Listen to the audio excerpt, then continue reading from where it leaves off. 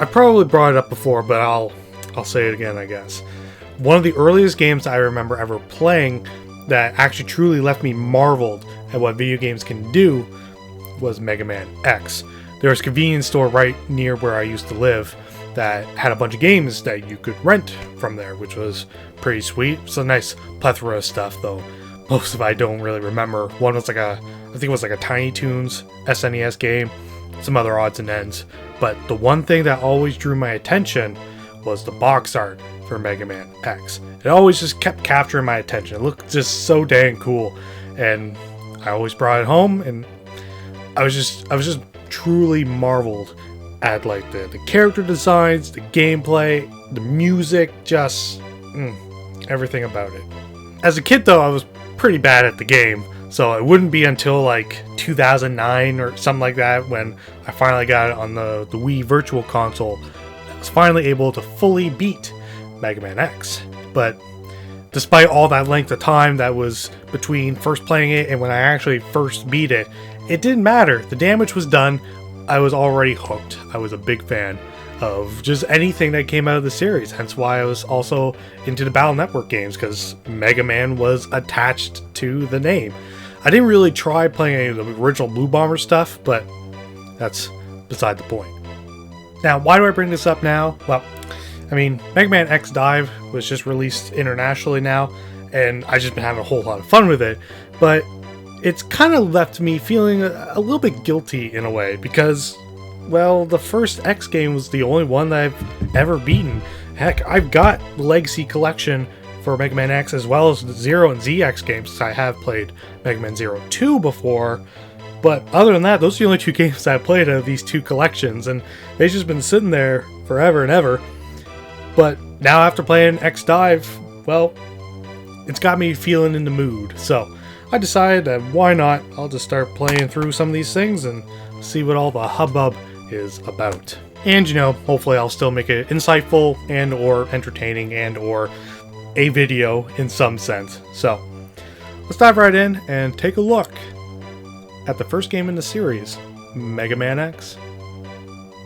Alright, you'll have to bear with me. My general lore is a bit lacking, especially since a lot of it will be a learn as you go type of experience, but it's an interesting bit of lore regardless. So during the OG Blue Bomber's time, Dr. Light attempted to create a new robot with the ability to think and feel for itself. However, fearing the danger it might possess, or that the public wouldn't take to the idea of a robot with free will, essentially the idea of literally creating new life, Dr. Light decided to seal his new creation, codenamed X, in order to analyze the free will data Light created to see if it would develop properly without issue. The problem, based off of multiple sources, the process would apparently take 30 years to analyze, and Light was already really late into his life, so he knew he wouldn't be around to see the fruits of his labor. He would go about developing a sister project to aid X later on, assuming everything would go fine, which in of itself is kind of a ballsy move. Many years later, a man named Dr. Kane would come across Light's lab and X's body sealed away, and after observing his inner specs, would go on to create new humanoid robots based off of X's design, dubbing them Reploids. For a time, humans and Reploids would then live together, but harmony was far from achieved. Some robots can achieve a state of being called a Maverick. The rules sort of seem a little inconsistent, but here's how I understand it. Any robot not Reploid based, industrial or otherwise robots more like tools than ones with the consciousness of being a Reploid, can go Maverick when there ends up being a glitch in their system which then overrides their original intentions, and usually also the first key rule of robotics, that robots can't harm humans.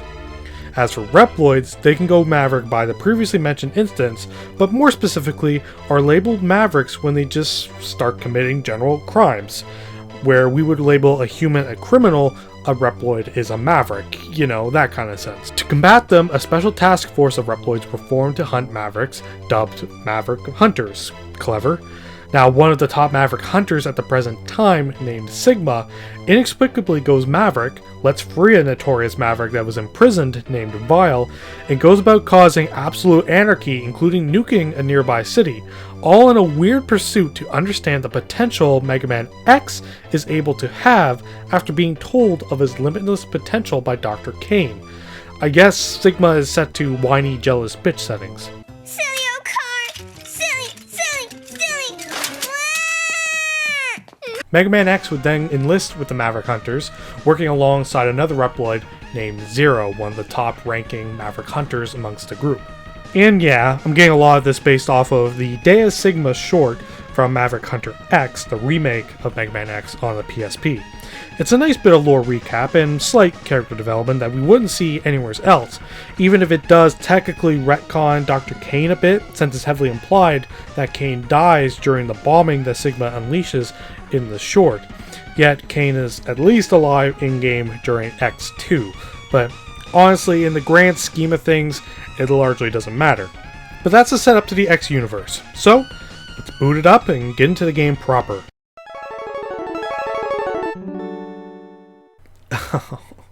Now that takes me back. I don't know why, but that jingle is just nostalgia ear candy for me. On par with at least the Donkey Kong Country Rare logo and the PlayStation startup theme.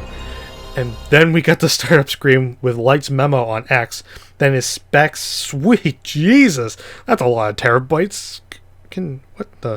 That's like 5,000 copies of Red Dead Redemption 2 on that bad boy. Then the opening song plays. Goddamn, now that's a jam. Let's get it out of the way now. This whole game's soundtrack is a jam sesh. The Highway theme, Zero's theme, Spark Mandrill, Storm Eagle, Sigma's Fortress. It's no wonder Terminal Montage highlighted the music in his X videos. And if you haven't watched those videos, I'd highly recommend them. Starting up, you're dropped in on the Highway stage. As a tutorial of sorts, the stage is pretty cool. X can fire the usual pellets as well as charge his Buster, with it achieving 2 levels of charge. He can also cling to and kick off of walls, allowing for a more vertical approach to level design, compared to OG Mega Man, on top of it being less focused on room-by-room problem solving, and more of just a general level. So while running through the highway, you eventually come across Vile in his ride armor. Many first-timers, probably myself included, were probably at a loss for words at what to do at first against Vile here. Can he be damaged? He isn't really reacting. Naturally, most players would just kind of continue to play as per usual, and I think that is X's first misplay. Coming back to this game many years later, knowing that this fight is supposed to be unwinnable is fine, but many gamers in this era, and probably even within the next generation, all had the same problem of unwinnable scenarios, regardless of the genre. RPGs definitely had the worst, since you could very easily waste valuable resources without knowing if it was actually needed, but Mega Man X unfortunately has the problem of allowing you to die to Vile by accident, using up one of your lives, and that's a pretty crappy feeling. Cinematically speaking though, yeah, it's kind of fun. Can't do jack to Vile, and then he traps you in the ride armor's grasp. Just before finishing you off, in comes Zero to save the day. I know everyone makes the same joke, boy or girl, 'cause long hair. Not to sound high and mighty, I never really thought that. Listen, growing up with a father who was a fan of bands like AC/DC and Kiss, you tend to not judge a character by their hair. X laments on not being strong enough, and Zero tried to cheer him up by saying, hey, you don't have your full power, and with it, you may be as strong as me. Well, to be fair, I am a bit dense, so stuff like this sort of subtle foreshadowing does tend to go over my head easily, so if it wasn't for stuff like sequelitis or Some Call Me Johnny, I really wouldn't think twice about that line, but yeah, it is a pretty neat piece of foreshadowing. And now we get to the stage select. Maverick Hunter X does explain why each of these Mavericks are doing what they're doing to draw the ire of the Maverick Hunters, but for simplicity's sake, they joined in Sigma's crusade to prove that Reploid's such a superior being, and you're sent to deal with the Mavericks to thin the ranks while Zero finds a way into Sigma's fortress. Now here's the thing, I'll get deeper into the stages in a sec, but it's important to note something. The intro stage only provided the wall kick as the newest tool to set apart X from OG Mega Man, but many people I'm sure are aware of the dash ability that X is able to do. Past the first X game, it's just an automatic thing that he has, but in X1, visiting Chill Penguin's stage, you can come across a large capsule with Dr. Light's hologram seemingly inside. In it, he provides X with a leg armor upgrade, allowing X to do dashes. Now, on top of the verticality, there's now speed behind the X franchise. Despite that though, at least for the base Maverick stages, the game's actually pretty playable without dashing. It feels almost sacrilegious to do so, but try playing X with Chill Penguin last, it certainly is doable. But that aside, I respect my gaming religion, so we'll go about this normally. Doing Chill Penguin stage first is good for another reason besides the Dr. Light capsule. You can come across an unarmed ride armor like Vile was driving and operate it yourself. There's a few stages where it's usable, and these beasts are strong. They only have one attack, but the punch hits like a truck, and getting hit and it doesn't damage X directly, and it's very unlikely that the armor will take enough damage to be destroyed unless you just get really unlucky. And like I said, there's the capsule. There's 4 to find, well, 3 technically, impossible to miss this one. Collecting each piece will grant X a new ability. The previously mentioned leg parts. Collecting the body piece will make X take less damage. The arm piece allows X to charge the X-Buster for a stronger attack and charge the special weapons to perform an extra function. And the head armor allows you to break special blocks. Yippee! Chill Penguin's pretty easy, even with the Mega Buster. He shouldn't cause you any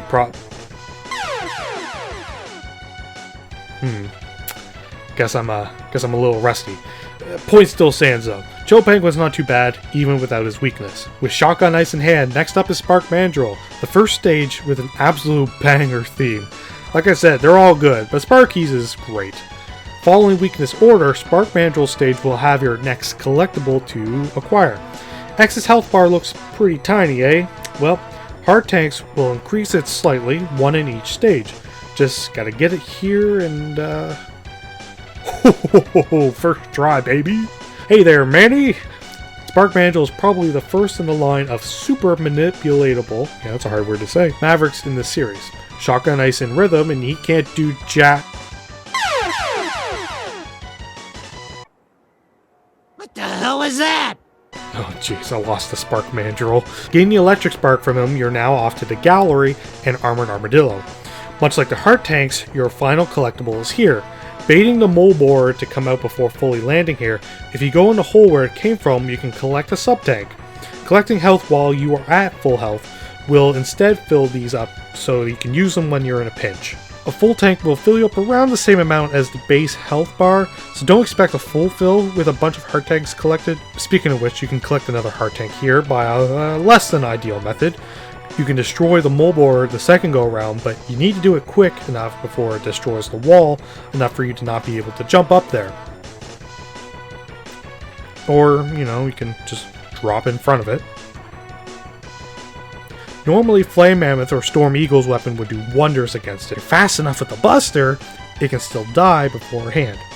I can't entirely confirm, but it's also helpful to do dash shots as well to help, since a weird unmentioned mechanic is that a regular pellet shot can be given extra damage if you're dashing. Riding around on the carts can be pretty fun in this stage, but it's easily one of the most blatant instances of slow down. Though it's not really that bad, helpful even in the final ride when precise shots can really help from taking damage. Get to the end, yeet yourself off, and find a health pickup on top of a cliff. A little conspicuous, but leave it be for now, we'll be back to this point. Now obviously we've been going in boss weakness order, but at least the first X game introduces another aspect to the bosses. Some special weapons can do extra things to benefit you during the fight. It's just a coincidence that Army's weakness in Electric Spark causes the reaction in question here. Hitting him once will shock the armor off Armadillo, making it so when he does any of his rolled attacks, he can still take damage. Beating him will net you the Rolling Shield, Launch Octopus's weakness. Nothing unique to bring up here other than for some reason, if you went out of boss order, Boomer Kuwanger's weapon can cut Launch Octopus's tentacles off, keeping him from launching missiles at you. Bringing the homing torpedo with you to Boomer Kuwanger stage is probably my least favorite for a variety of reasons. Although it's a high vertical tower, it's an oddly claustrophobic stage all throughout, with very little in its variety. Alongside that, you run into the scenario of off-screening enemies. This era of gaming had that problem. It wasn't solely a Mega Man X problem, but X feels a little egregious on how little room there is to keep it from happening. With that said, I wouldn't call it an absolute detriment. I'll explain later on, but when the devs took the off-screening into consideration for its level design, it's pretty neat, but its lack of regard in other portions does tend to get a little annoying. What even is a Kuwanger? A beetle of sorts? Well, beating it will give you the Boomerang Cutter, Sting Chameleon's weakness. The thing about his stage is that it's the first time you'll come across a new feature. Defeating certain Mavericks will cause other Maverick stages to change to some degree. The instance here, the forest is now flooded with the water puddles that you're noticing after the defeat of Launch Octopus. Coming before, there won't be a single drop, and that means that getting the heart tank of this stage is nigh impossible since the hidden pit it's in won't have the water physics to help you reach it. This will also be the first stage since the very start to get the next Dr. Light upgrade in the body armor, reducing the damage you take by 50%. Very nice. With the Chameleon Sting weapon, you can go and take on easily my favorite Maverick and stage in the game, Storm Eagle. Sort of a mirror to Boomer Kuwanger, a large open space with lots of jumping around, grouped with more enclosed sequences sprinkled throughout. A heart tank, sub-tank, and even a Dr. Light capsule all in one stage, though as said previously, it's the headpiece and it's got like the worst overall benefit out of them all. Getting to is a little jank too. Scattered throughout the stage are these flammable tanks, heavily implying that you would need Flame Mammoth's weapon to get past, but spamming your buster on them will just do the trick. Eagle's design is great, along with a unique fun fight coupled with a unique arena layout. As simple as it is, seeing the background whoosh around like that is neat, on top of what happens when you win. Holy, are we falling? How high are we? Oh jeez, gotta go. With Storm Tornado in hand, you can take on the final Maverick, Flame Mammoth. For a fiery-based Maverick, his stage is oddly frozen. Much like the flooding in Sting Chameleon stage, beating Chill Penguin freezes over the weapons factory, making it an absolute breeze to get through. I think it's the only way to get the heart tank of this stage as well, at least not without dying. You need the head armor to get to the Dr. Light capsule, giving you the Buster upgrade, and it's the only stage outside of Storm Eagles to even have those blocks that I can think of. Don't forget to also pick up the sub-tank here as well. With Flame Mammoth defeated and Fire Wave in hand, Zero locates Sigma's fortress and heads out to wait for you. Before going though, it's always helpful to visit some stages again to collect some final upgrades. Following the weakness chain, you wouldn't be missing too much. Heart tanks in Kuwanger, Penguins, and Mandrill stage. Oh, hot damn, what happened to Mandrill stage? Oh, neat. Yeah, beating Storm Eagle crashes the plane in Spark Mandrill stage, causing blackouts all throughout. After collecting every main upgrade, there's one final thing to collect before taking on Sigma's fortress. Revisiting Armored Armadillo stage, remember that health pickup at the end of the cart ride? Yeah, so if you take the ride, snag the health, then kill yourself in the pit, repeat multiple times, you'll eventually discover a hidden Dr. Light capsule that gives X a hidden upgrade, a one-shot attack in the Hadouken from the Street Fighter series. With the quarter circle forward motion to do it to boot. This is hilariously cool, and its one-shot properties are a fun means of burning through the eventual Maverick refights as per OG Mega Man. You need full health to accomplish it though, which can get a little frustrating sometimes. Getting sideswiped before pulling off the move will force an E-tank usage, which means that no matter how much health it fills, it will just get rid of the tank completely. You then head into Sigma's fortress. It's an absolute cluster of long climbs filled to the brim with enemies and traps. Charging the Chameleon Sting will grant X full invincibility for a short period, which is immensely helpful. You come across Vile at the end of the first phase, and him and Zero duke it out, with Zero getting caught and X nearly destroyed. Zero kamikazes himself to destroy Vile's ride armor, making it a fair matchup. After beating him, you can say goodbye to Zero and thank him for his sacrifice. It's good we can do it now, because we'll never see him again. Fight some Mavericks, fight some bosses like Boss Spider, Rangda Bangda, and D-Rex. Then you're at the final stage. So, yeah, respawning enemies.